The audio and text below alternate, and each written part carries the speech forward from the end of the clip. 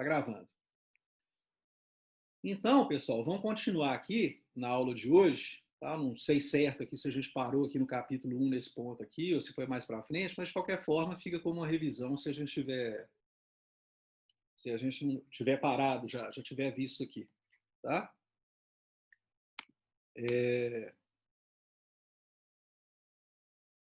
Foi sobre inflação a última coisa? Eu acho que não, acho que a gente não viu isso aqui não, né? Não chegou na inflação, não. Bom, eu vou passando aqui, pessoal, e, enfim, fica com revisão também aqui para vocês, tá? Se a gente já tiver visto aqui. Acho que não... O Ricardo, tá um pouquinho mais para frente desse slide aí. Tá um pouquinho mais para frente? Tá. Onde? Meios de pagamentos, agregados. A gente viu isso aqui? Os agregados monetários, os tipos de moedas e de meios de pagamento, a gente viu isso? Na minha anotação aqui, você explicou M1, M2, M3, M4, Isso. Então, até os ativos. É isso aí. isso, né? Então, dei todos aqui para vocês, né? Os meios de pagamento. Tá ótimo. Isso. Então, aqui eu acho que eu não dei, não. Né? Para vocês aí, como é que compõe o balanço do governo. Isso aqui eu acho que eu não dei, não, né? Como é que funciona aqui, pessoal? Como é que é o balanço aqui da autoridade monetária? É igual aqui a questão do ativo e do passivo, que vocês sabem bem lá de finanças. Tá? O passivo do governo ele é constituído pela base monetária, ou seja, pela moeda que ele emite, pela moeda que está disponível, e o ativo que ele tem são as reservas nacionais, os empréstimos que ele faz a bancos comerciais e empréstimos que ele faz ao setor público. Tá? Então, isso aqui são origens de recursos que o Banco Central tem, tá? E aqui é o passivo, ou seja, é a base monetária que ele emite, é a quantidade de moeda emitida. Tá? Ou seja, vamos ver isso aqui, né, numa estrutura de ativo e passivo, mais detalhado como é que fica isso aqui. Então, o ativo é representado aqui pelas disponibilidades que ele tem, né, que a autoridade monetária tem disponível para ele, tá? Disponibilidades que ele tem em caixa, derivativos que ele pode deter também, tá? Derivativos aqui, dívidas de compromissos de empresas, carteiras de títulos públicos que ele pode deter, né, uma carteira de títulos públicos que foi emitida em determinado momento e ele recomprou esses títulos públicos em outro determinado momento. As reservas de moedas estrangeiras também, ou seja, quando vocês falar que o Banco Central tem da ordem de 300 bilhões de dólares em reservas internacionais, isso entra nessa conta aqui do ativo. Tá?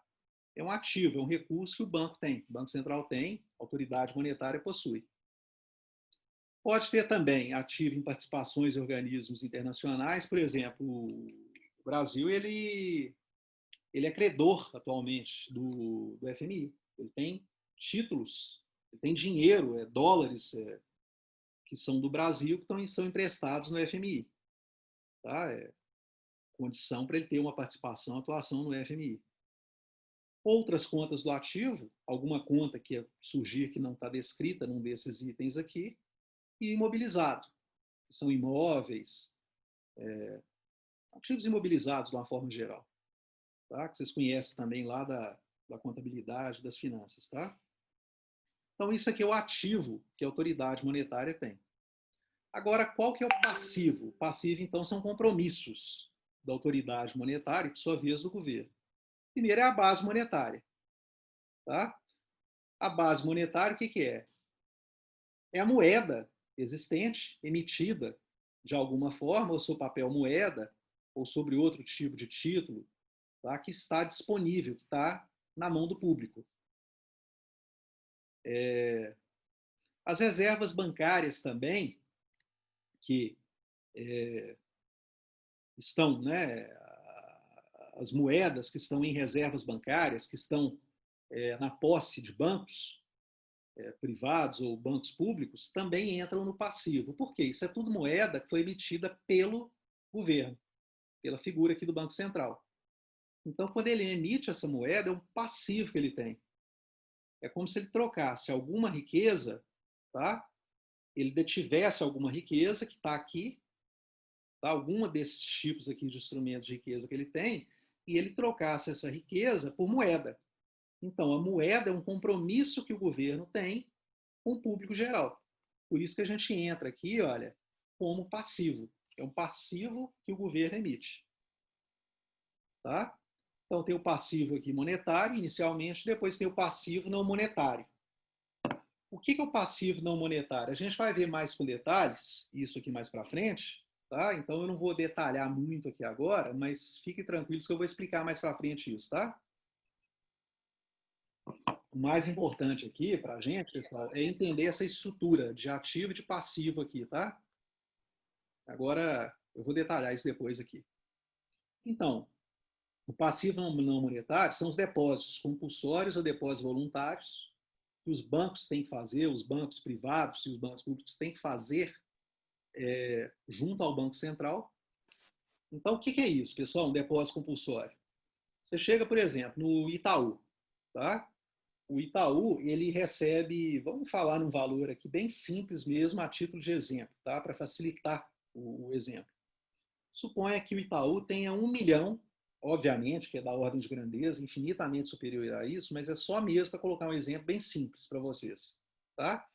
Ele tem 1 milhão de dinheiro no caixa do Itaú, tá? O que é o depósito compulsório?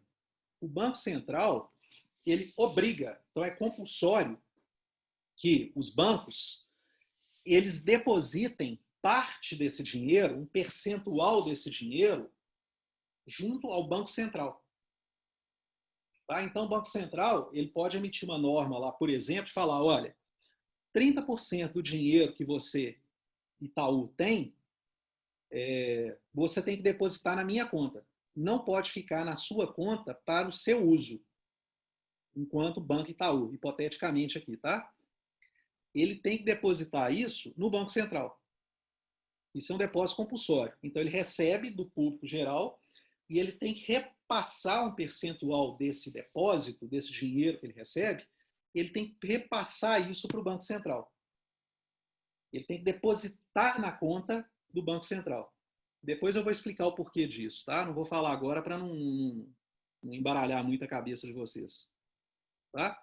Então, isso é um depósito compulsório. Ele exige que os bancos redepositem parte do dinheiro que os clientes depositaram na conta desses bancos, que esses bancos depositem na conta do Banco Central.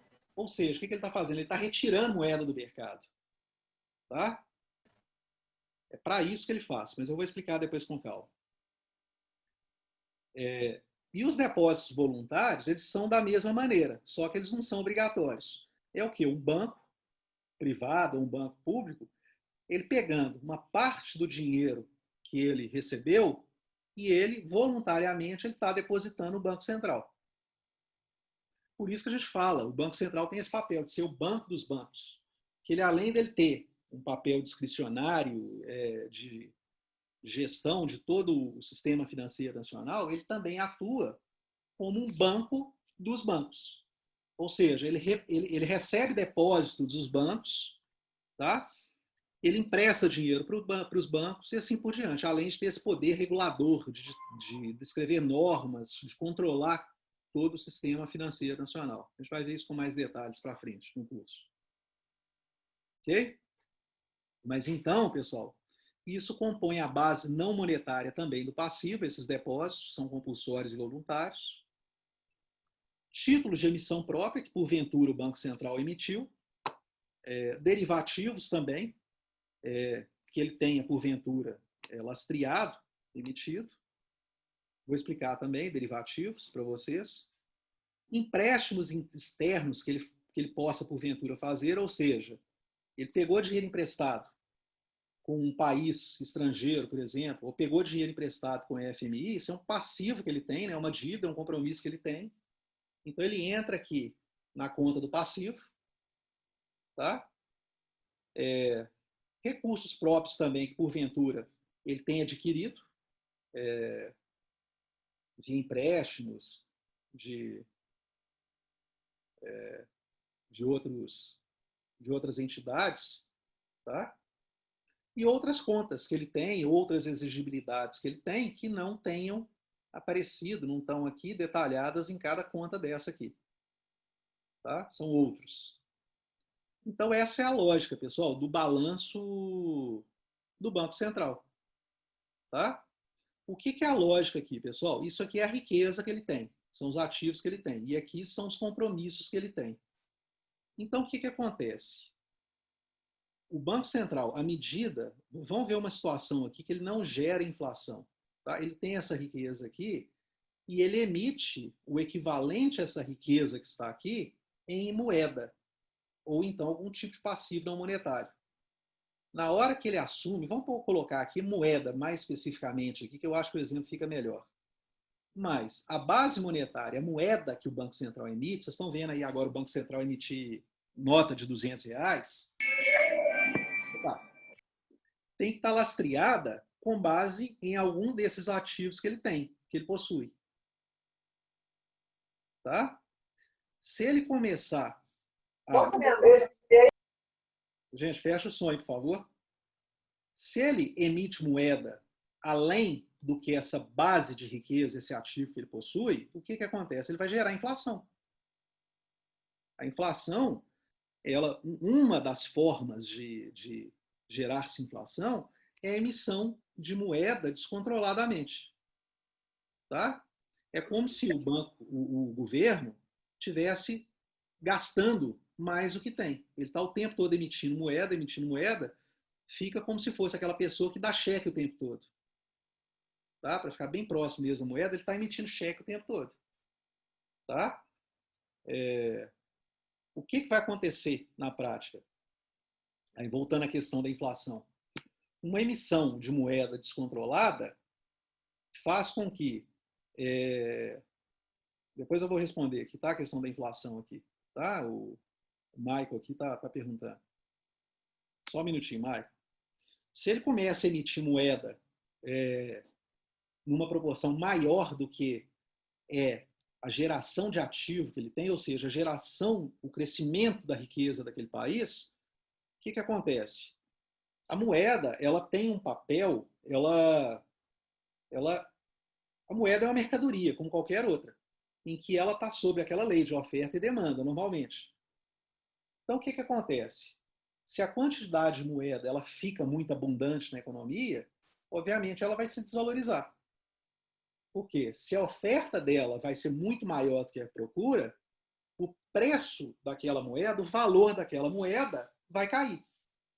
Então, se tem muita moeda de R$100 na economia, de uma maneira muito abundante, deixa de ter o caráter escasso daquele recurso, do recurso dinheiro, e, obviamente, o dinheiro vai perder valor comparativamente a outros bens que existem na economia.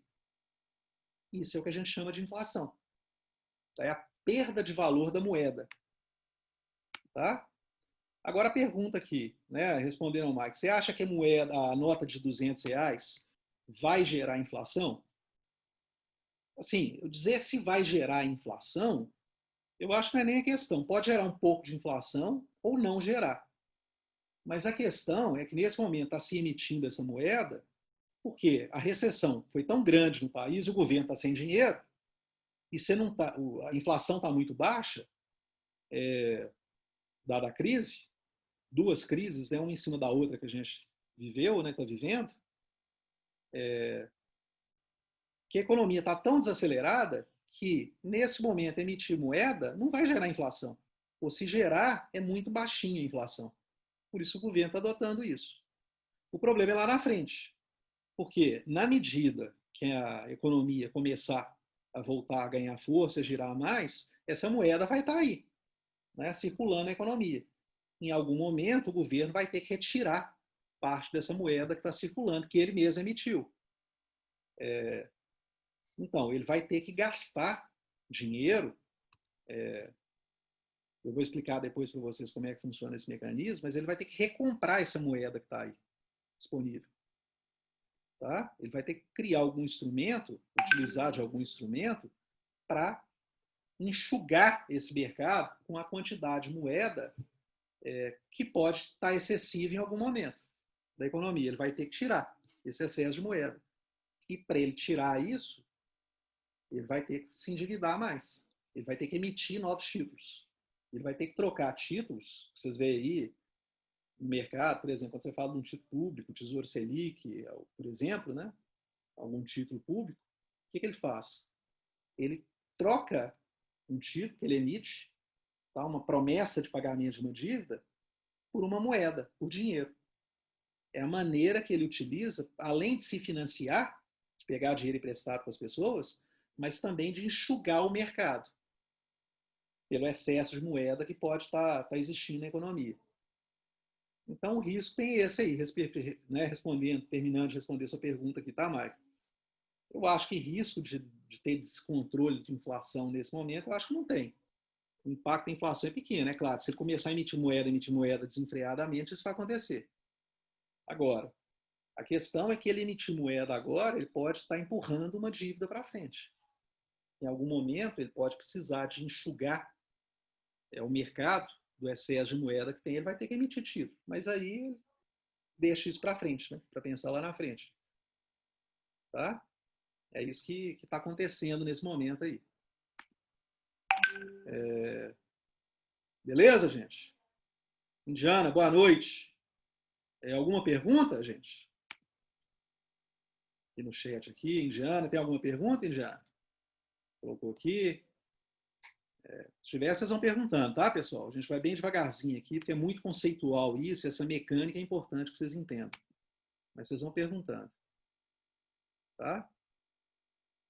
Então, gente, a demanda de moeda, ela...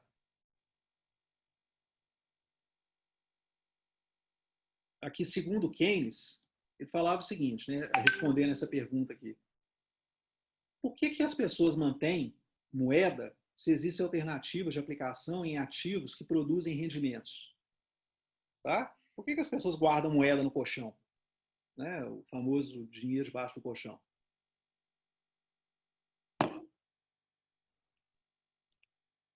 O Keynes falava o seguinte, olha, elas guardam para negócios ou transações que elas precisam de ter dinheiro ali para comprar e vender no dia a dia, para pagar compromissos, tá?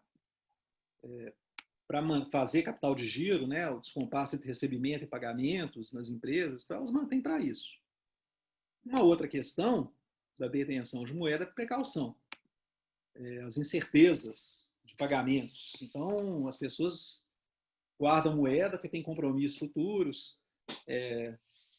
também põe o dinheiro debaixo do colchão ou guarda de alguma maneira com medo de perder o dinheiro, ou de confisco do governo, ou de quebra do banco, como já teve na história lá atrás, o Plano Collor, que confiscou o dinheiro das pessoas. Então, elas guardam por essa precaução, por esse temor. E outra questão é por especulação. Então, hoje, eu não sei se vocês viram o mercado financeiro, a notícia que eu estava vendo hoje aqui, tá aqui no Infomoney, até tentar compartilhar com vocês aqui.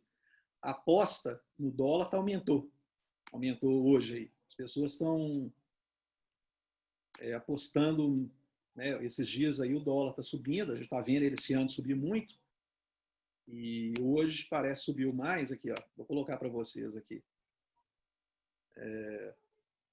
Porque estão,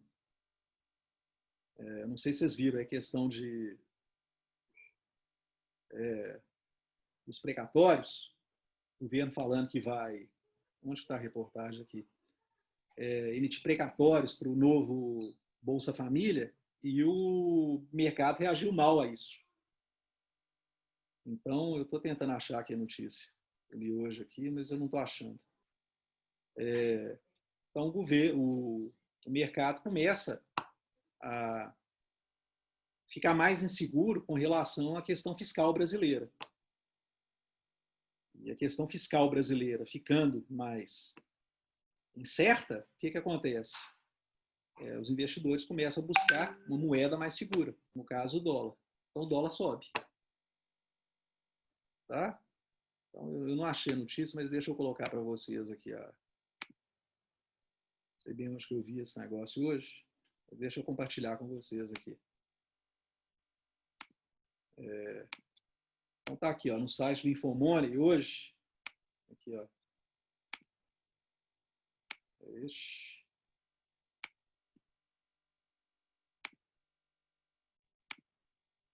Aqui é o dólar hoje, ó, como é que tá, né? O dólar subiu. Né? Ó, Ibovespa, cara. Estão vendo aqui, pessoal, o Infomoney? Estão vendo? Tá aparecendo aí para você, gente? Vai me falando aí, porque eu tô com receio desse negócio da internet aqui. Então, hoje aqui, olha, o Ibovespa despencou hoje, né? 3,5%. Tá? Ontem também caiu muito. E aqui, ó, a renda cidadã, né? Que o governo está querendo colocar aí, substituição à renda família, Bolsa Família.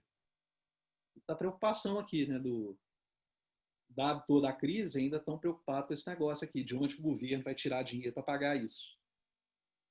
Tá?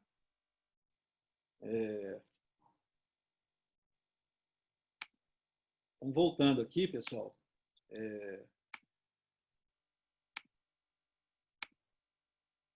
Tá? Então, tem essa questão da especulação também. Tem a segurança das pessoas com relação à moeda, mas tem especulação também, né? As pessoas começam a comprar dólar para ganhar dinheiro ou especular em cima, né? Ou proteger o dinheiro. Tem uma pergunta aqui, ó, do Michael. Estão falando de uma suposta pedalada. Exatamente isso que o mercado está falando, né? Porque o governo está falando que vai emitir precatório para pagar esse aumento aí do Bolsa Família novo que ele está falando. Precatórios são títulos, né? Compromissos de dívida para frente. Ele, no caso, parece que estão comentando que ele vai adiar o pagamento desses precatórios. Então, estou falando que isso é pedalada, né? Ele não vai pagar uma dívida, vai empurrar a dívida para frente para cobrir o suposto aumento de gasto do novo Bolsa Família. Tá? O mercado não gostou desse negócio. E aí a Bolsa despenca, né? Por quê? Isso é mais insegurança com relação à questão fiscal brasileira. Beleza? Tá? Bom, Giovana, você está falando que vai ter que ausentar. No final da aula, eu mando o link para vocês. Eu vou colocar lá no YouTube. Tá? Pode ficar tranquilo. Bom, pessoal, vamos caminhar aqui então.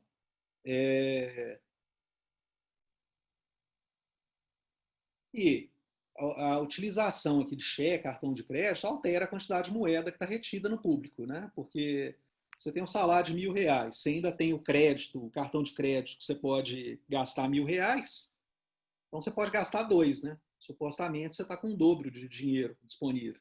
Claro que a conta vem, né? Mas você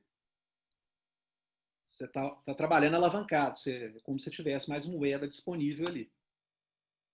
Tá?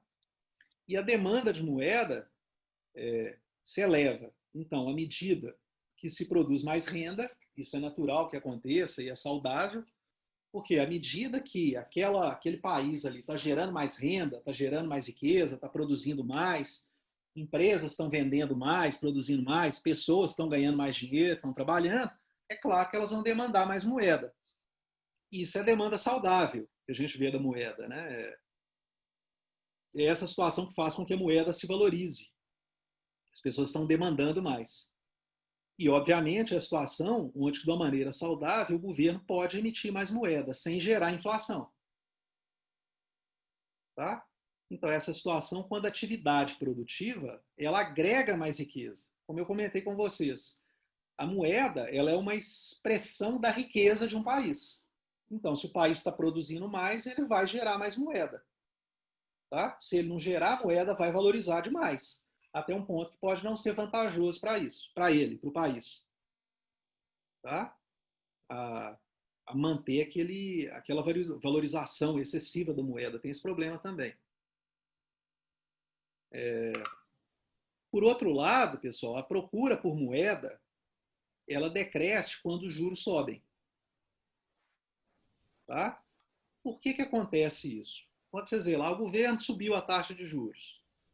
Se ele subiu a taxa de juros, suponha que vocês tenham R$1.000 na conta de vocês.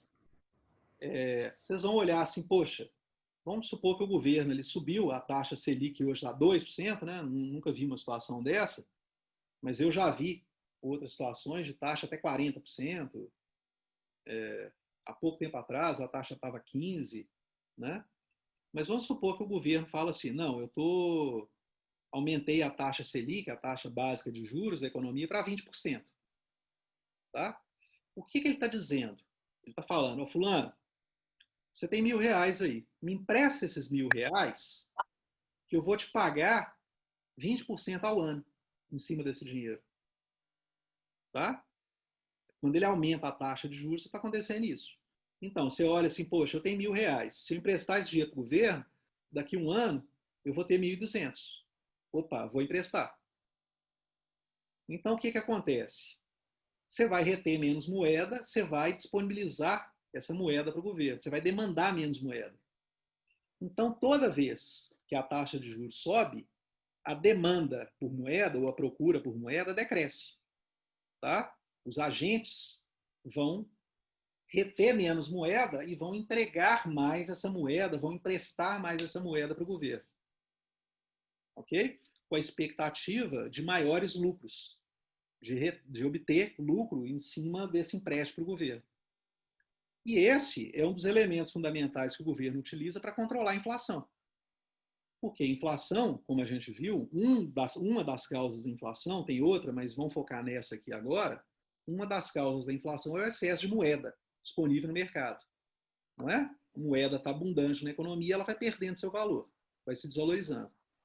Se tem muita moeda no governo, naquele país, muita moeda em circulação, o governo vai precisar de segurar a inflação. E para segurar a inflação, o que ele faz? Ele tem que tirar a moeda do mercado, ele tem que enxugar a moeda, né, a quantidade de moeda em circulação. E para ele enxugar o excesso de liquidez que está no mercado, ou seja, o excesso de liquidez de moeda circulante, o que ele faz? Ele aumenta a taxa de juros. Ele fala assim, olha, aí pessoal, né, aí mercado, vocês estão cheios de moeda aí, não estão? Então me dá essa moeda aqui, me empresta essa moeda aqui que eu vou te pagar com juros essa moeda. Então ele retirou a moeda do mercado. Consequentemente, a quantidade de moeda que está disponível no mercado cai, tá? E aí, lei da oferta e da demanda, novamente, essa quantidade cai, tá? Vai equilibrar-se novamente a oferta e demanda, e o preço da moeda também vai começar a subir, porque tem menos moeda no mercado. Tá? Consequentemente, ele segura a inflação. Porque com menos dinheiro circulando, a inflação é menor. Tá? E com todos os impactos que geram isso. Né? Menos dinheiro disponível, menos dinheiro circulando no mercado, significa que é menos dinheiro, menos recursos para investir, para empresas investirem, para indivíduos investirem em atividade produtiva. Então, você vai ter menos produção. Se você vai ter menos produção, você vai ter menos riqueza gerada. Você vai ter menos riqueza gerada, você vai ter também menos demanda, menos necessidade de emissão de moeda para suportar aquela riqueza adicional gerada. Então, você vai criando todo um ciclo. Né? Do outro lado também, a partir do momento que o governo sobe os juros, o que acontece? O dinheiro fica mais caro. O dinheiro para você pegar dinheiro emprestado, o valor dos empréstimos aumenta. Por quê? Você vai chegar num banco e ele vai te emprestar por um valor maior do que ele empresta para o governo. Então, se nosso exemplo, se a taxa Selic está em 20%, o governo vai te emprestar abaixo de 20%. Ele vai te emprestar mais de 20%. Porque para emprestar 20%, ele empresta para o governo, que é mais seguro que emprestar para mim, para qualquer outro cidadão. Tá?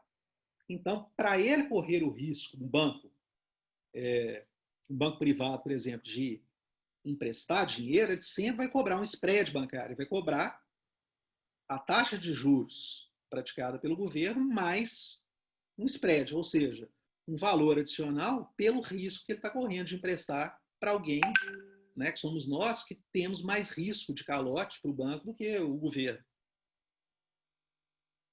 Consequentemente, pessoal, quando o governo aumenta a taxa de juros, todas as entidades que emprestam dinheiro vão cobrar mais do que essa taxa de juros que está sendo praticada pelo governo.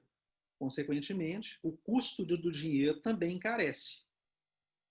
Se o custo do dinheiro encarece, as pessoas e empresas vão pegar menos dinheiro emprestado, vai ficar mais caro pegar dinheiro emprestado.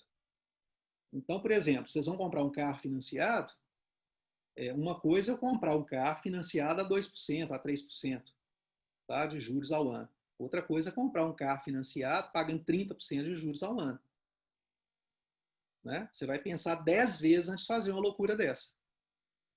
Então, consequentemente, o dinheiro dos empréstimos também, o custo dos empréstimos fica mais caro, as pessoas vão pegar menos empréstimos, pessoas e empresas.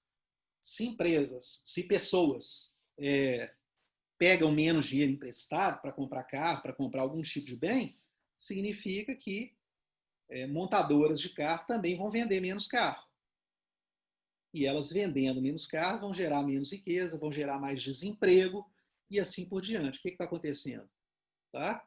A economia está descendo ladeira abaixo, nesse exemplo que eu estou dando aqui. O governo, por aumento de juros, ele está esfriando a economia. Tá? Esfriar a economia significa também reduzir a demanda por moeda. Consequentemente, a inflação cai. Tá?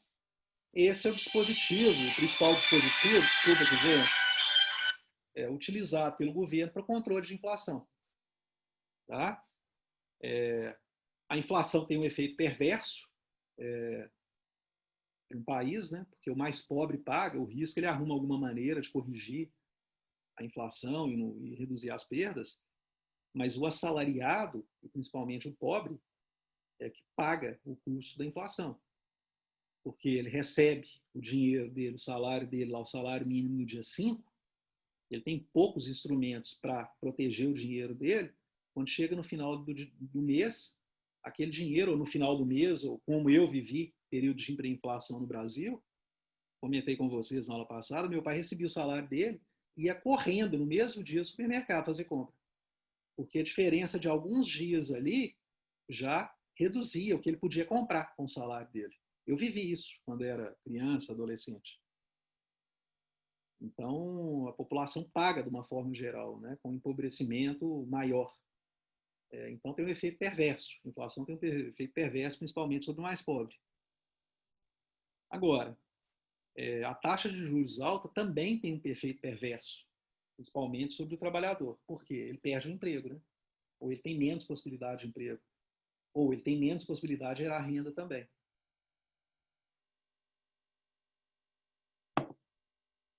Porque a economia para de crescer, ela vai desaquecendo e, por consequência, são menos empregos disponíveis. Né? A partir do momento que as pessoas compram menos carro, no exemplo que eu estou dando aqui, as montadoras empregam menos trabalhadores também.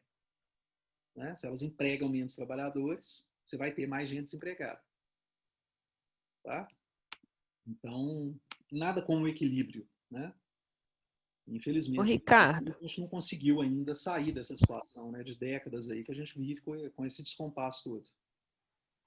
Ricardo. Vamos lá, gente. Quem quer comentar? Eu não estou Eu vendo. só queria fazer uma pergunta, é a Juliana que está falando. Vamos lá, Juliana. É só porque a minha internet aqui está um pouco ruim também. Tá. Você disse que quando tem pouco dinheiro no mercado, na mão do povo, tem uma baixa na inflação. Sim. Correto? Sim. E essa baixa na inflação e esse dos pouco... fatores de inflação, tá? Tem o outro que eu não falei com vocês agora aqui, para não ficar colocando muita coisa na cabeça de vocês, tá? Mas vamos pensar só nesse caso, especificamente. Nesse caso especificamente, sim. Aí, esse pouco dinheiro na mão do povo e essa baixa na inflação faz o dinheiro perder valor ou ele ganhar valor? Ele ganhar valor. Ele Porque ganhar, se tem né? pouco, a demanda vai ser maior, não vai? A demanda vai ficar maior que a oferta, não tem? Não vai? Se tem pouco dinheiro circulando, está todo mundo querendo dinheiro, demandando dinheiro, e tem pouco dinheiro circulando. Isso faz com que aquele dinheiro se valorize. Ok. Por que o dólar é valorizado? Porque todo mundo quer. Por que o dólar está valorizando agora? Porque as pessoas estão querendo mais ainda, por causa de toda essa crise que está aí. As pessoas ficam inseguras, correm atrás do dólar, que é a moeda mais segura. Ok? Ok. O governo, ele tira a quantidade de reais do mercado, por esse instrumento que eu falei com você, de aumentar a taxa de juros, né? Ele tira o dinheiro do mercado. Tá? Como está com pouco dinheiro no mercado, as pessoas vão demandar mais. Né? Estou precisando de dinheiro, mas cadê o dinheiro? Ah, não tem. Ou tem pouco, está escasso. Então esse dinheiro começa a se valorizar.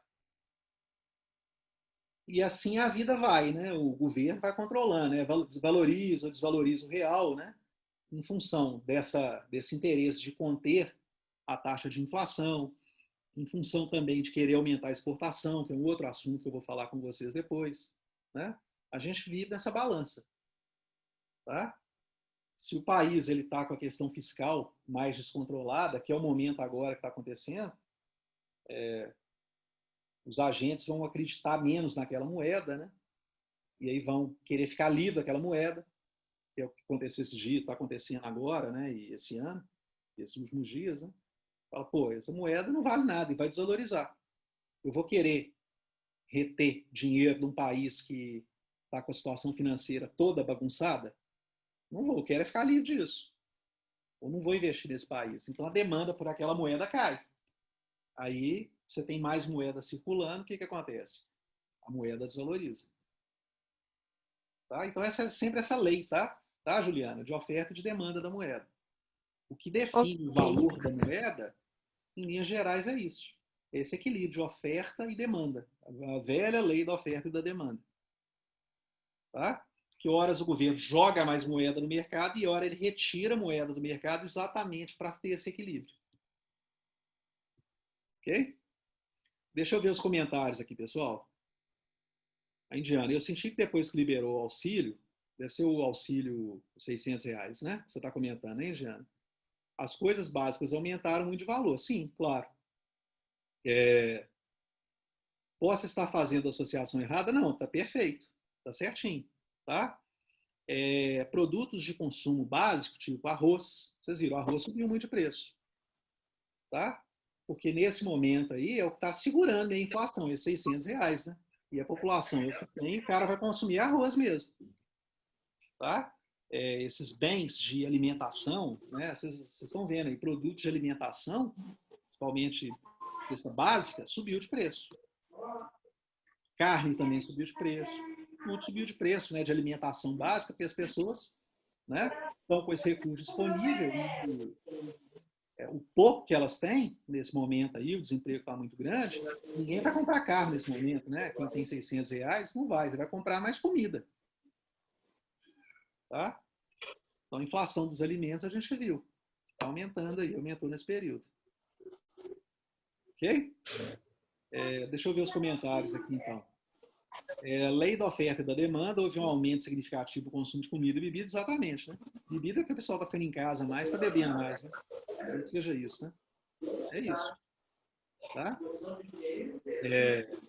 A gente fecha o áudio, por favor. Tem um áudio aberto. Vamos ver a Maria Luísa aqui. Por que o governo está baixando a taxa Selic para incentivar a economia, mas a inflação continua crescendo? Vamos lá, Maria Luísa, boa pergunta aqui. A Selic ele está baixando, está claro para vocês, né? Porque está uma recessão. A recessão está tão grande, foi tão grande nesse ano aí, por causa do Covid, a gente já vinha com uma crise que não tinha saído dela. A gente fecha o áudio. Quem está com o áudio ligado? Deixa eu ver quem que é aqui. Esse povo não estar nem assistindo aula, Ricardo, porque já tem uns 3 microfones que tá aberto aí, você já pediu. Mirella, não, eu tô falando agora. Você falou agora. Não sei quem tá, gente. Fecha o áudio, por favor. Obrigado. Então, ele ter caído a taxa de juros, está claro para vocês o porquê. Ele caiu para quê? Para incentivar a produção, incentivar a economia. Porque na hora que ele cai a taxa de juros, ele disponibiliza mais dinheiro no mercado, ele torna o dinheiro mais fácil, mais barato, mais acessível. Tá? E aí a economia gira mais um pouco, né? Ele está tentando fazer a economia girar um pouco mais, injetando liquidez no mercado. Tá? Agora, a questão da inflação ter subido, a inflação está baixa ainda, né? Está vendo a previsão, o boletim Focus de inflação para esse ano, o pessoal está falando em torno de 2, 2,5% no ano. Está baixo, está bem abaixo da meta de inflação, que é 4, 4,5%. Tá? A inflação está baixa ainda. Agora, a gente está vendo itens específicos subindo de preço, tipo o arroz, que a gente acabou de falar. Porque a demanda para determinados tipos de produtos está aumentando mesmo. Tá? E no caso do arroz, você tem o efeito de exportação. Né? O dólar está muito alto, está exportando muito arroz, então está ficando menos arroz no mercado brasileiro. Consequentemente, oferta e demanda novamente, tem menos arroz aqui, o preço sobe. Tá? A inflação está baixa, ela aumentou esse período agora, mas é por causa disso. Tem produtos que está subindo a demanda mesmo. Ou então tem produtos que tem, como essa questão do dólar ter subido muito, produtos que são, de certa forma, atrelados ao dólar vão subir, não tem jeito. Por exemplo, trigo. O Brasil importa trigo. O trigo é dolarizado, então, né, está importando em dólar. O petróleo, por exemplo. O petróleo a gente está bom que ele está baixo, mas se o petróleo começar a subir, o preço da gasolina vai subir. Então, mesmo a economia estando desaquecida, você vai ter inflação se o petróleo subir.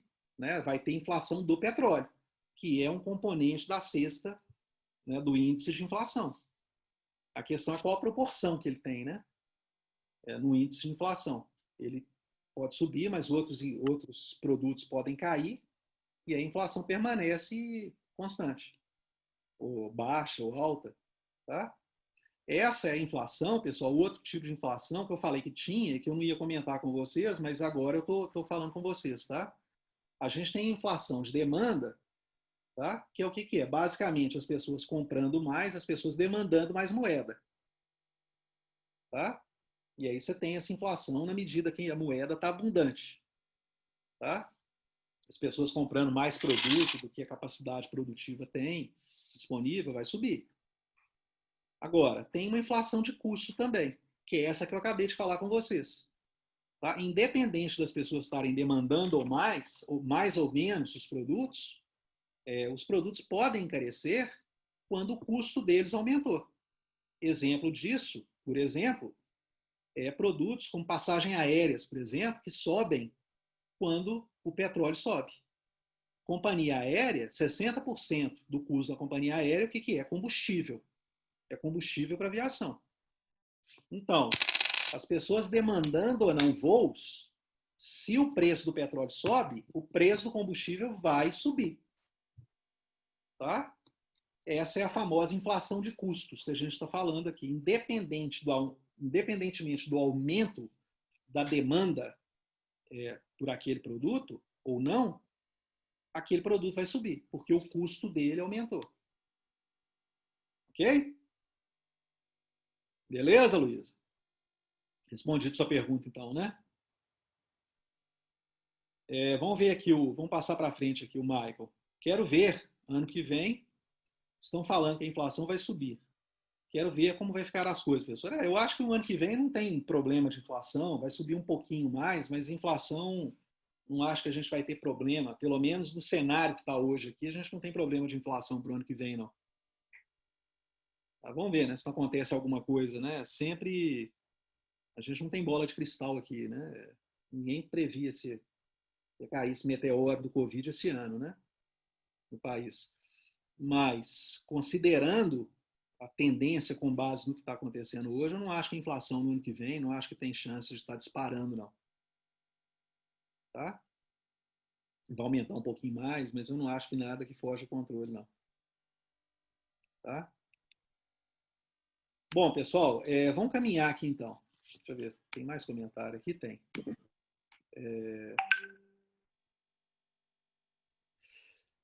Maria Luísa aqui. Professor, você acha que tem possibilidade do governo diminuir mais a Selic? Pois é. A última ata do Copom, que saiu agora, depois nós vamos falar do Copom também mais para frente, né?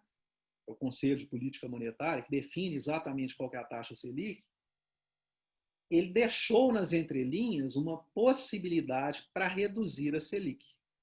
Mais um pouco. Ele deixou nas entrelinhas essa possibilidade. Agora,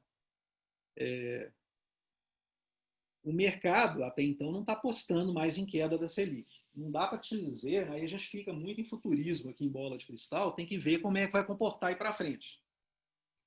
O problema é que assim, a taxa de juros já está muito baixa, e vocês veem, né, o governo está começando, ele começa, não é só um problema de inflação que ele tem, ele começa a ter problema de rolagem da dívida dele. Porque o que acontece? Você chega lá,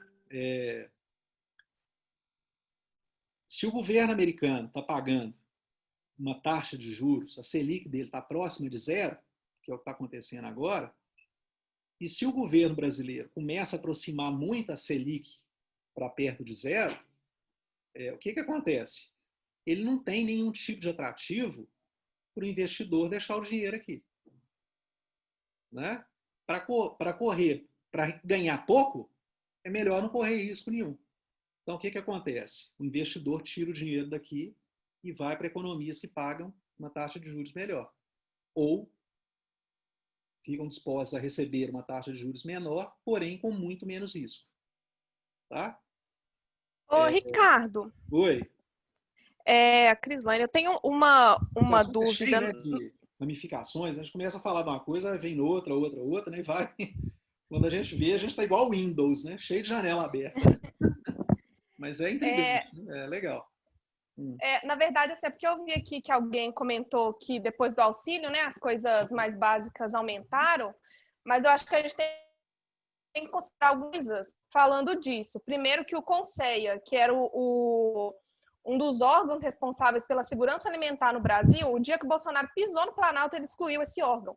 E era um órgão que regulava um pouco os alimentos que ficavam dentro do Brasil. Então, o exportador de arroz, por exemplo, está exportando tudo que pode, está deixando aqui com esse buraco, então a gente está pagando mais caro. Então, assim, está sendo vendida uma ideia de que só auxílio, mas assim, a gente tem toda uma política pública, principalmente na questão alimentar, que foi destruída. E a gente está pagando caro por isso agora. O estoque regulador, né? Se ele não cria estoque regulador de arroz, na hora que o preço do arroz sobe, ele não tem arroz, né, para colocar no mercado, né? Para exatamente equilibrar. Exatamente. É isso aí, com certeza. Você falou muito bem, Crislane. Tem esse problema aí, né? Tá acontecendo também. Bem colocado. Bem colocado. Ótimo. Porque às vezes fica parecendo assim que é só liberou auxílio para as pessoas que estão usando 50% para comer, como se fosse, sabe? Como se fosse uma coisa que tivesse relação com o que está acontecendo, entendeu? Então acho bom esclarecer, né? Do arroz. Exatamente. Com certeza. É bom esclarecer essas coisas. Isso aí. Bom, só para fechar aqui então, Maria Luísa, assim, chega um ponto que ele reduzir a Selic, ele vai perdendo, né, a possibilidade de reduzir muito mais do que está também a Selic, tá? Então, embora ele tenha deixado essa possibilidade no ar, eu acho que nem ele tem clareza, né? Nem o Banco Central tem clareza. Isso aí, os próximos meses aí, que ele vai ver como é que está a evolução aí da inflação, junto com essa questão sistêmica, né, a capacidade dele de atrair recursos para a rolagem de dívida dele, é que vai dizer. Por enquanto, não dá para te responder, não. Senão fica um achismo aqui, tá? Tem que tomar cuidado aí com isso. Tá?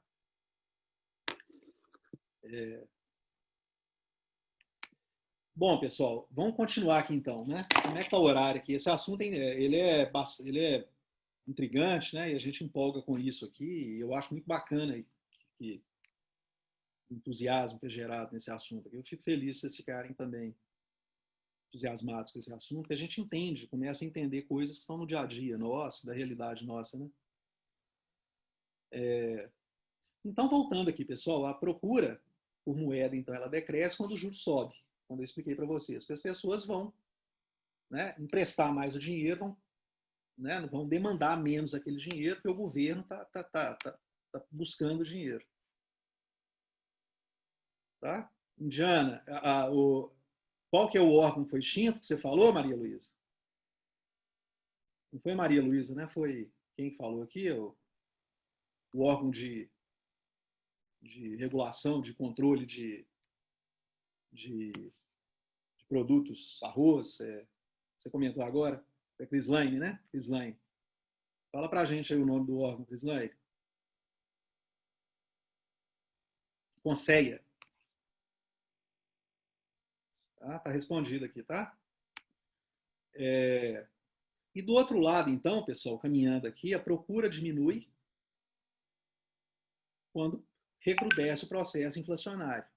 Tá? A procura, a demanda por moeda, ela diminui quando a inflação está muito alta, né? Porque as pessoas não estão vendo valor, não estão acreditando naquela moeda, então elas começam a querer trocar aquela moeda por alguma coisa que não perca valor. Como o dólar, por exemplo. Né? Inflação, o pessoal começa a correr atrás do dólar. Tá? É o exemplo que eu falei com vocês. Né? Meu pai, eu lembro lá, quando ele recebia o salário dele no dia 5, ele queria ficar livre daquela moeda rápido, daquele dinheiro ali.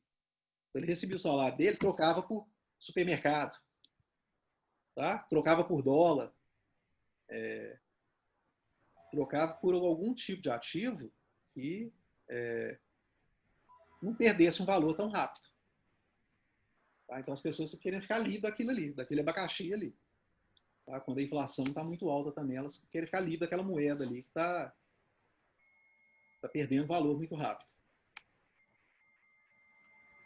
Bom, pessoal, outro item aqui, outro conceito, é a velocidade de circulação de moeda. O que é isso? A velocidade de circulação da moeda indica como o estoque de moeda, ou seja, a quantidade de moeda em circulação, está girando na economia. E ele é calculado pela relação entre o PIB e a quantidade de moeda em circulação. Olha aqui, a velocidade de moeda é dada pelo PIB dividido, né, o produto interno bruto, medido na moeda corrente. Então, no nosso caso aqui, o produto interno bruto medido em reais, dividido pela quantidade de reais que está em circulação na economia. O que acontece? Que vão entender essa relação aqui. Quando o PIB ele é maior do que a quantidade de moeda, ou ele é bem maior, o que significa, pessoal? Imagina aqui que o PIB seja 3, só para facilitar o exemplo, tá? E a quantidade de moeda seja 1, só para vocês entenderem essa proporção. Então, a velocidade da moeda vai ser 3 para 1. Claro que não é isso, né? O PIB, a quantidade de moeda. Só coloquei essa proporção aqui para simplificar. Então, imagine que a gente tem aqui a velocidade de moeda 3. Ou seja, o PIB é 3 vezes maior que a quantidade de moeda que está disponível na economia. Tá? O que significa? Uma velocidade alta revela uma demanda por moeda decrescente. Tá? Significa que o PIB é muito maior do que a moeda que está circulando. Okay? Imagina que essa relação seja de 10, por exemplo. Né? Então, de 10 para 1 aqui. Você tem pouca moeda circulando ali para um PIB muito elevado. Tá? Então, o que está indicando? Que a demanda por aquela moeda está decrescente. Tá? Se a demanda por moeda for aumentando, esse denominador aqui vai subir muito. Tá? Se a demanda for aumentando muito, a velocidade da moeda, obviamente, vai cair, né? Essa relação aqui vai diminuir. Ou seja, os meios de circulação estão girando menos. Então, se eu tenho, por exemplo, uma velocidade alta, significa o quê? Que eu tenho pouca moeda em relação ao PIB. Ou seja, aquela pouca moeda, ela vai ter que circular muito para dar conta do recado. Isso vai me indicar uma velocidade de circulação grande. Essa moeda vai ter que circular muito para garantir o pagamento, né, as compras e vendas, as relações de troca. Agora, se a quantidade de moeda é muito grande, tem muita moeda abundante em relação ao PIB, significa que está encharcado, né, aquela liquidez enorme. O mercado está cheio de moeda. Ou seja, a moeda ela vai trocar menos vezes de mão em mão. Significa que ela tem uma velocidade menor de circulação. Tá? Ela gira, né, mais lentamente, porque tem muita moeda disponível. Beleza, pessoal? Ok?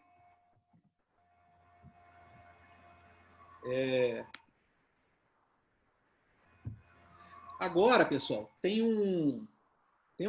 vamos ver aqui, isso é super importante esse negócio. Vamos ver aqui como é que a moeda ela é criada. A moeda, a gente viu que ela é criada pelo Banco Central, por meio da Casa da Moeda, né? É o órgão do país que tem o poder de emitir moeda. Eu não tenho, vocês não têm, a gente não tem esse poder de emitir moeda. Quem deras, né? Mas a gente não tem. Quem detém esse poder é o Banco Central, via Casa da Moeda, né? Ele manda a Casa da Moeda emitir moedas de R$ 200. A Casa da Moeda é uma gráfica, né, pessoal? Nada mais é do que uma gráfica. Tá? Ou seja, tem um monte de impressora lá que fica imprimindo papel. Casa da Moeda é isso. Não sei quem viu lá La Casa de Papel, lá aquela série, lá do Netflix, é isso, né? Casa Moeda é uma gráfica que fica imprimindo papel. E eles roubam a Casa da Moeda lá, né, para exatamente, né? Começa a pôr a máquina para imprimir papel para, né, para ganhar dinheiro. Tá? Mas isso, quem tem esse poder de fazer isso, de mandar a Casa da Moeda imprimir, né, a gráfica, colocar a gráfica para funcionar, é o Banco Central. Só que o que acontece, pessoal? Os bancos, né, não Banco Central, gente, tem um áudio que está aí, desliga o áudio, por favor, está chiando. Os bancos privados e públicos, eles também, embora eles não imprimem dinheiro, tá? Não aperta o botão lá da gráfica para imprimir dinheiro, os bancos têm um mecanismo de criar moeda. Gente, fecha o áudio, por favor. Ninguém ligou, deixou o áudio aí, tá dando um chiado danado aqui. Eu não consigo, deixa eu ver se eu consigo interromper aqui, mas eu não consigo fazer aqui.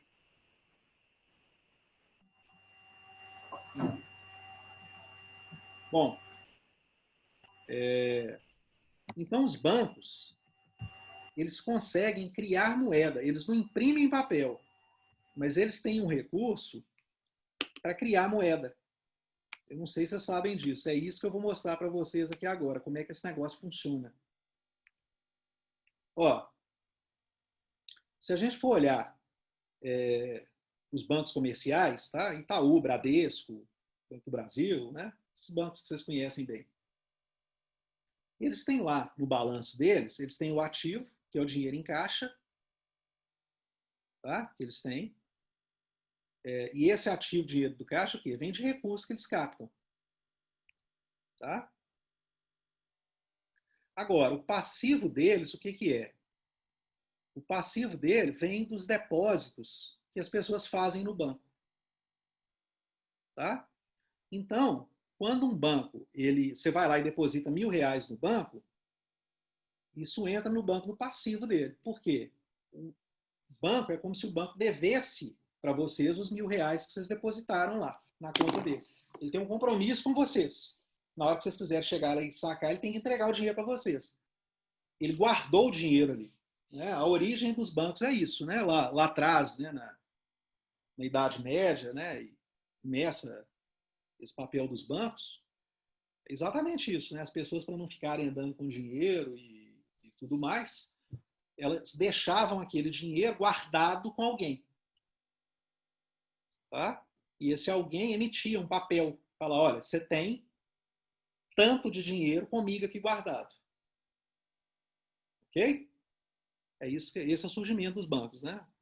As pessoas confiavam em alguém para guardar aquele dinheiro para elas. E elas iam com recibo. dizendo que elas tinham aquele dinheiro. Tá? Hoje em dia, a conta bancária que vocês têm, o recibo, vocês olharem lá o extrato bancário, vocês vão ver que vocês têm, né?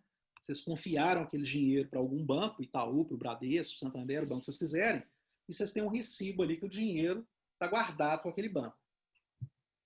Só que o que acontece? Voltando lá na história, né, no início dos bancos. Aquele cara que guardava o dinheiro, né, o início do banqueiro, ele começou a perceber o seguinte, que as pessoas deixavam o dinheiro com ele e não iam buscar o dinheiro imediatamente. O dinheiro ficava lá. Né? E ele começou a ter um acúmulo de dinheiro guardado ali das pessoas. Então ele teve a genial ideia de pensar o seguinte, olha, peraí, eu posso pegar esse dinheiro que fulano, cicrano e beltrano deixaram comigo aqui e eu posso emprestar ele para alguém. Olha que genial isso. Por quê? Se 10 pessoas deixaram 10 mil reais comigo guardadas aqui, e eu sei que essas pessoas não virão ao mesmo tempo pegar o dinheiro de volta comigo, se a cada, por exemplo, 10 pessoas que deixam R$1.000 comigo aqui, nesse exemplo que eu estou falando, claro que a moeda não era essa e tudo mais, né? Só para efeito didático. Se 10 pessoas deixaram o dinheiro comigo e só uma vem buscar no dia seguinte ou no mês seguinte, ou seja, eu tenho 9 dinheiros aqui, ou 9 mil reais, seja, estão parados aqui, que eu posso emprestar para alguém. Olha que bacana. Tá? E mais ainda, eu posso emprestar para alguém e cobrar um valor por estar emprestando esse dinheiro para essa pessoa. Cobrar um juro por esse dinheiro emprestado. Né? Quando surgiu esse negócio, era até crime, né? Igreja abominável, era pecado, né? Emprestar dinheiro cobrando juros, né? Lá atrás, isso era até pecado. Mas esse é o princípio dos bancos, é o surgimento dos bancos. Onde que essa história tem a ver com a gente aqui, pessoal? Porque esse mecanismo, ele acontece até hoje. Você vai lá, deixa o dinheiro, né? As pessoas deixam o dinheiro parado no banco, tá? Via os depósitos à vista, e o banco fica com aquele montante de dinheiro ali. O que ele faz? Estou com esse dinheiro parado, eu vou emprestar. E vou ganhar em cima do dinheiro que as pessoas depositaram aqui comigo.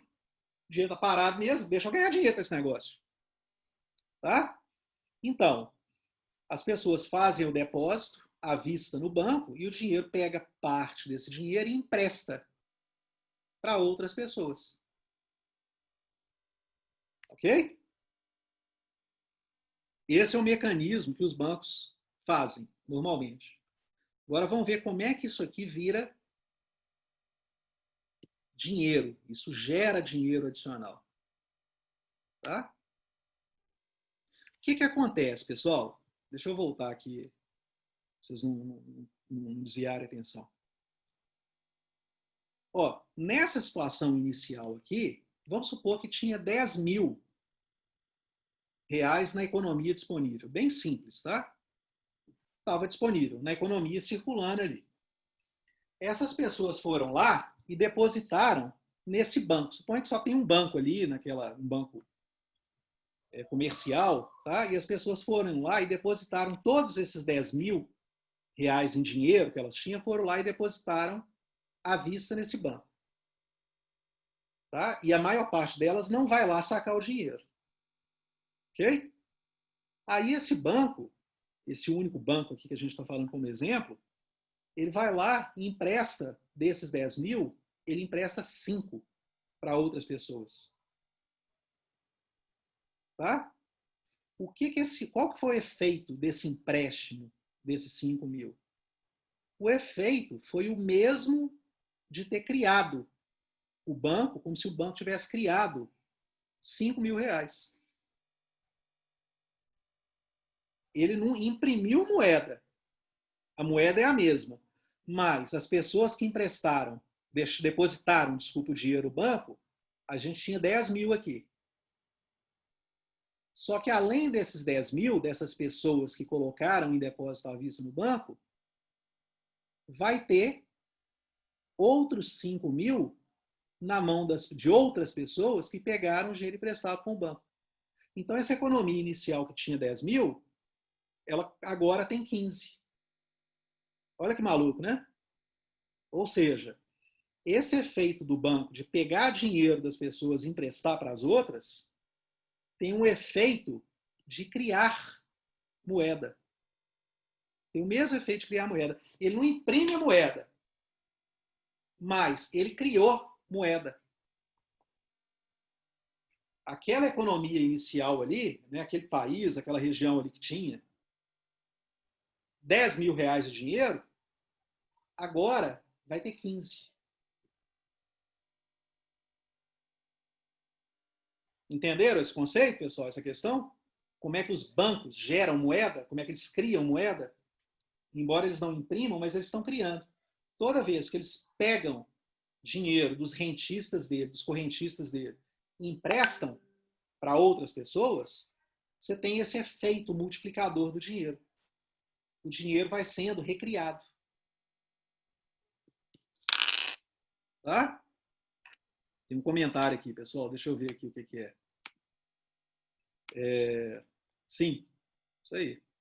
Tá entendido então, né, pessoal? Como é que a moeda ela é criada? Entendido. Tá entendido? E aí, pessoal, sim. Então, olha aqui. Só que o que acontece, né? O Banco Central tem que limitar esse crescimento, né, de emissão de moeda dos bancos. Porque senão eles vão fazer indefinidamente isso, você vai ter um efeito multiplicador da moeda e, consequentemente, você vai ter inflação. Né? Você vai ter aí mais dinheiro circulando, com esse efeito, né, que é um efeito grande.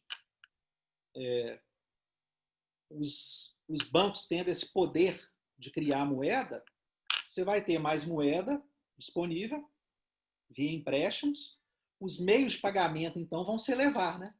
E, consequentemente, você vai ter inflação, vai aumentar a inflação. Então, o Banco Central fica de olho nesse poder que os bancos têm de criar moeda, de criar meios de pagamento. Ele tem que controlar isso. Ele controla a inflação não é só via impressão de moeda, que a gente viu agora há pouco, né? Ele fala, ó, não vou apertar o botão da gráfica para imprimir moeda, porque senão vai ter inflação. Além disso, o que o Banco Central faz? Ele controla esse poder que os bancos comerciais têm de gerar moeda, de gerar dinheiro via empréstimos. Então, pessoal, como é que é esse mecanismo aqui? Vamos ver, ó. As pessoas vão lá e fazem depósitos nos bancos, né? Que é a moeda escritural, o dinheiro vivo que a gente fala, tá?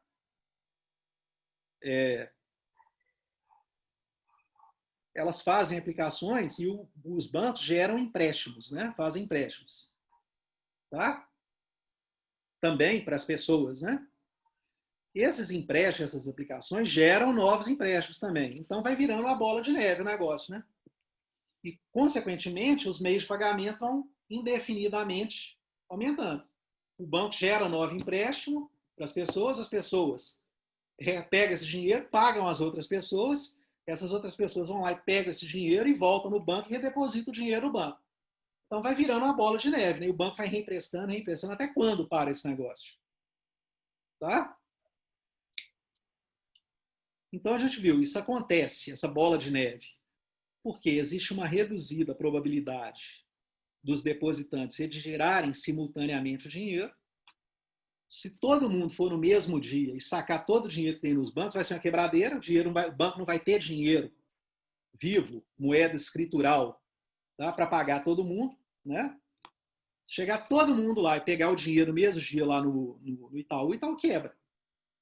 Né? Por isso que ele nem entrega o dinheiro todo uma vez. Né? Você não consegue sacar o dinheiro todo, se você tem um dinheirão na conta, ele nem te entrega o dinheiro todo num dia. Tá? Momentos anteriores, ou de vez em quando, você vê um país que está numa crise danada, né?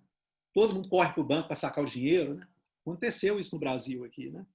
Eu já vivi essa situação em alguns momentos, aquela coisa de querer sacar o dinheiro, com medo da crise vir e perder o dinheiro. Né? Então, as pessoas correm para o banco para sacar o dinheiro. E aí você cria uma crise maior ainda. Né? Se todo mundo chegar nos bancos para sacar o dinheiro, os bancos quebram. E aí a crise contamina muito maior. Né? O efeito da contaminação disso é muito maior. Então, o que a autoridade monetária, o Banco Central, no caso, faz? Ele cria o tal do depósito compulsório, que eu falei com vocês agora há pouco e disse que ia explicar melhor isso. Está aqui, ó, no slide aqui para trás. Ó.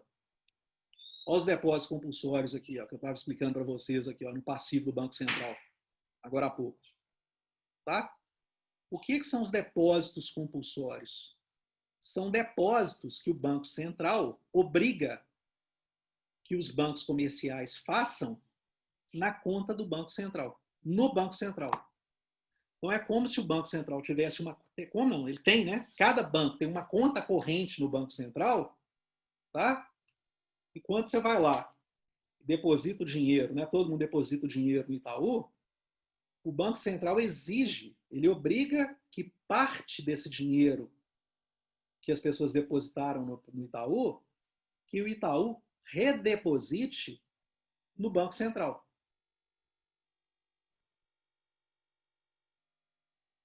Tá? Então, os depósitos compulsórios são isso, são encaixes obrigatórios fixados pela autoridade monetária, no caso o Banco Central, tá? Mediante aqui os depósitos compulsórios. Tá? Olha aqui, então o depósito compulsório o que é? Um percentual dos depósitos que são recolhidos pelas instituições financeiras junto ao público. Percentual esse que os bancos comerciais são obrigados a depositar no Banco Central. Por que ele faz isso? Porque na medida que ele retira parte desse dinheiro que foi depositado nos bancos comerciais, ele limita esse poder de criação de dinheiro dos bancos comerciais. Então, no exemplo que a gente deu aqui, o banco comercial, por exemplo, ele recebe 10 mil reais, e aí o Banco Central fala o seguinte, não, espera aí, desse dinheiro que você recebeu, 50% você tem que depositar na minha conta, aqui, você não pode reemprestar. Então, esse banco comercial hipotético que a gente está aqui falando, ele poderia reemprestar 10 ou deixar uma segurança, né, para alguém que fosse buscar o dinheiro de 1 mil e reemprestar 9, quando o Banco Central obriga ele a depositar 50% na conta no Banco Central, desses 10, esse banco comercial só vai ter 5 disponível para fazer esse efeito de reemprestar o dinheiro, esse efeito de multiplicar o dinheiro que ele tem em caixa. Tá? Com isso, o Banco Central ele controla mais ou menos esse poder que os bancos comerciais têm de emitir dinheiro. Quando ele acha que a economia está muito aquecida, a inflação está muito alta, o que ele faz? Ele vai lá e aumenta o depósito compulsório dos bancos.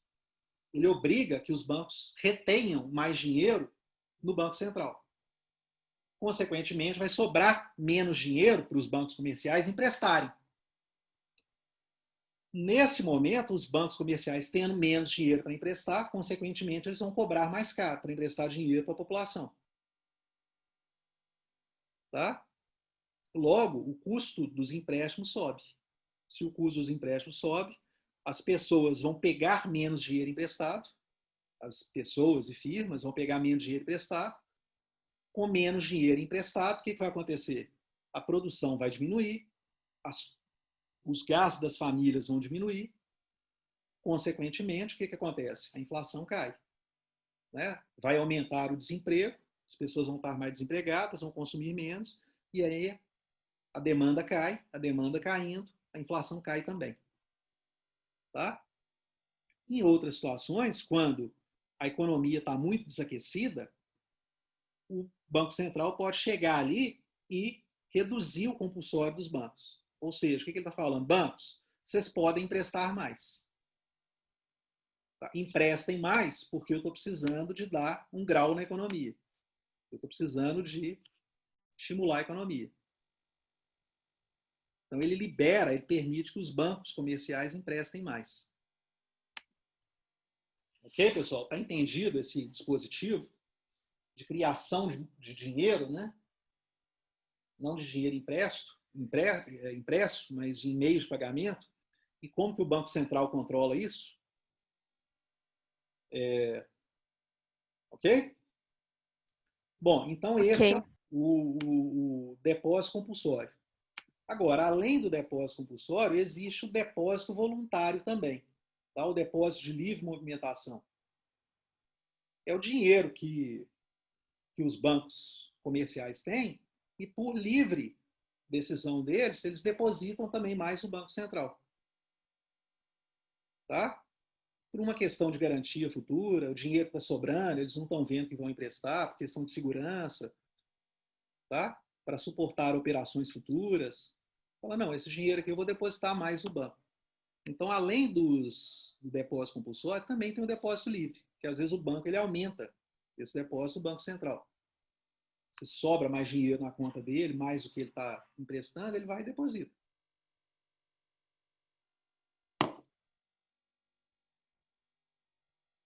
Então, esse depósito livre, o que é? São os encaixes voluntários fixados pelos bancos conforme sua própria experiência, tá? Por livre decisão dos bancos comerciais. Beleza, gente? Tudo bem aqui? Pessoal, que hora que termina a aula? É 8h? São 8h30 agora? Tá no horário ou a gente tem mais? Como é que tá? É isso mesmo, 8h35? 8h35, mais ou menos. Vou fechando aqui, tá, pessoal? Queria terminar esse capítulo aqui. Mais um slide aqui eu termino, tá? Então, aqui, pessoal, o limite para o crescimento dos bancos, como a gente viu, é isso, né? A moeda escritural, aqui depositada, isso gera aplicações e novos empréstimos que elevam os meios de pagamento. Os encaixes bancários criados pelas autoridades monetárias visam, como instrumento de política monetária, ao controle das reservas bancárias, atuando sobre a capacidade dos bancos de expandirem o meio de pagamento deles. Aí, pessoal, para a gente medir isso, essa capacidade de expansão dos meios de pagamentos que os bancos têm, esse poder, a gente tem o coeficiente de expansão, que é dado por 1 sobre R, onde R é o percentual de reservas mantidas pelos bancos. Então, por exemplo, se a reserva for 25%, por exemplo, né, o compulsório dos bancos é 25%, o coeficiente de expansão vai ser quanto? Né? 10 dividido por 0,25, vai ser 4. O que quer dizer isso, pessoal? A cada R$1, tá, de moeda escritural depositada no banco, ou seja, a cada R$1 que a gente deposita no banco, o banco tem o poder de emitir 4. Percebe o tamanho do negócio? Por quê? Ele emite para uma pessoa, né? Essa pessoa vai pegar o dinheiro emprestado, vai pagar dívidas, vai gastar, vai comprar outras coisas, esse dinheiro vai voltar para o banco novamente. E ele vai reemprestar novamente, que vai voltar para ele novamente. Nesse caso, aqui, a estimativa é que isso vai acontecer 4 vezes. É como se a cada R$1 que vocês depositassem no banco, o banco gerasse 4, fizesse 4 vezes esse dinheiro que vocês depositaram lá. Emitisse 4 moedas, né? Ele não emite a moeda, mas ele eleva o meio de pagamento em 4 vezes.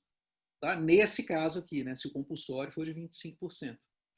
Quanto menor o compulsório, nesse caso aqui, maior vai ser esse coeficiente de expansão da moeda. Interessante isso, né? E como é que o poder aí do banco para fazer esse tipo de movimento é grande, né? Ok, gente? Então, para vocês saberem aí que não é só questão de emitir moeda escritural, moeda física, né? Tem esse poder de elevação dos meios de pagamento também dos bancos, que funciona como se fosse uma emissão de moeda, com um poder elevadíssimo. Beleza, gente? Com isso, pessoal, a gente terminou esse capítulo aqui. Isso aqui eu não vou dar para vocês, eu acho que não vem ao caso, tá? Os pensamentos econômicos atuais, eu não acho que é relevante para a gente aqui. Tá? Isso aqui nem está no programa da disciplina, tá? Eu não vou dar para vocês isso. Mas o próximo capítulo que eu vou dar para vocês é esse capítulo 2 aqui, tá? Que a gente vai falar sobre as políticas econômicas, que é a política monetária, a política fiscal, cambial. Vamos falar um pouco sobre a inflação brasileira, falar rapidamente aqui sobre a crise econômica de 2008, embora não é o preponderante nessa matéria aqui, tá? Mas eu vou falar para vocês sobre as políticas econômicas que são usadas pelo governo. Pessoal, eu queria passar para vocês uma atividade, pode ser? Uma atividade no esquema de avaliações, eu dou para vocês, né? Eu tenho o A1, o A2 e a D3, não é isso? Se alguém não for fazer global, né?